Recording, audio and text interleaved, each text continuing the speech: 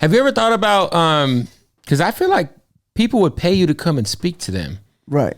I feel like you could be like a motivational mentor? Speaker, like man. A mentor? No, like I always see like there's like motivational speakers who have crazy backgrounds. You could go speak at conventions. You could speak at leadership shit. Like I feel like you got a crazy story. Yeah, no, I actually did that a little bit. I did that a little bit with a company that I worked for when I first came home from the feds. They had me going to like schools and talking to the kids. And it was funny because, you know, a lot of the teachers would sit there and look at me like, oh shit, who are we bringing into our school? But when I'd leave, those kids would be asking for me. They would get at, you know, my boss where I worked at and ask him, hey, is he coming back? The teachers would be like, we need him back because now this kid that didn't listen to me for all these years is listening to me. And now this, like they really enjoyed what I brought to the table. And funny that I ended up catching a violation through my probation officer that, you know, went and said that, oh, I made an album while I was on probation, which I shouldn't have done, the Baldacci Code, which is my album. Wait, you weren't even allowed to record? Nah, because he said that when did you get the time to go record that? When you're supposed to be at work, when you're supposed to be this, when you don't have money for this or you don't have money for that. Like, I came home and that's some my music bullshit. carried the money. Yeah. Like, I didn't need to have money. People were hitting me up, hey, come record at our studio. We got you. You don't got to pay nothing. Like, that type of shit. That's what they didn't understand. He was looking at my social media and like, you got a Bentley on your last post. You got money to pay for these house arrests or this, that. Like, I'm like, bro, that's not my Bentley. And once you see that, you know, once you look at that and picture that like that, you're turning into a fan, bro. Like, you know what I'm saying? Like, this is just part of the eye. You know what I mean? Like, this is what also, you see. For people you could record at home in your closet for fucking $300 at Guitar Center. Right. And he didn't understand that. You know, I had to kind of explain to him. So he finally took me to jail for that and took me to jail for being with my son's mom because she was on federal custody as well. But when we got there, she was pregnant. My judge was like, okay, what is he here for? She's like, oh, you know, he's here for the violation for recording this album and talking about gang stuff and murders and whatever he thought that I was talking about.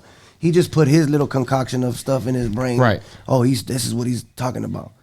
Then he said, oh, he's also in violation for being with the kid's mom or my pregnant baby mom and for missing a drug test.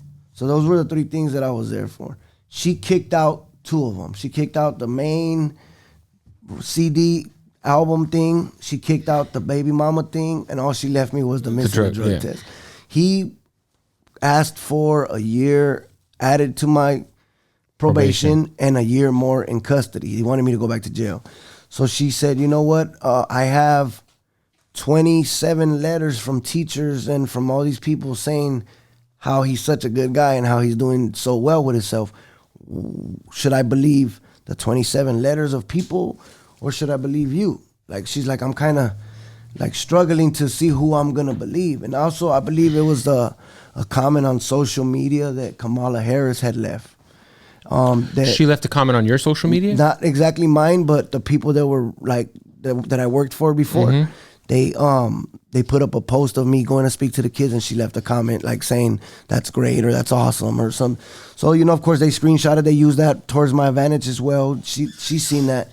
This is the time that Kamala Harris is the... This was before she's the attorney general or district attorney or some shit. I don't think she was what she is now. Right. Well, she definitely wasn't vice president, but she, at a point in time, I think she was attorney general. Yeah, I think that's what she was, attorney general or something like that. So they say she locked up a lot of people. Anyway, go ahead. Yeah, that's crazy. Yeah, so she, I mean, it helped me in a sense though. No, that's great. Going forward, you know, the judge, she was a sister. You know what I mean? So she was cool. She was actually taking the time to read. She actually applied herself to all of the information. She did. She really I feel like did, some judges will just look at the probation officer and or be look like, at me.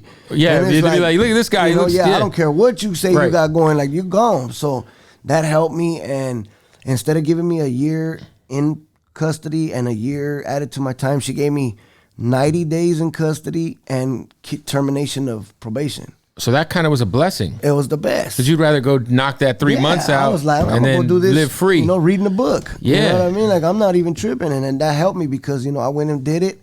And when I came home, I didn't have no tail. No worries. You know,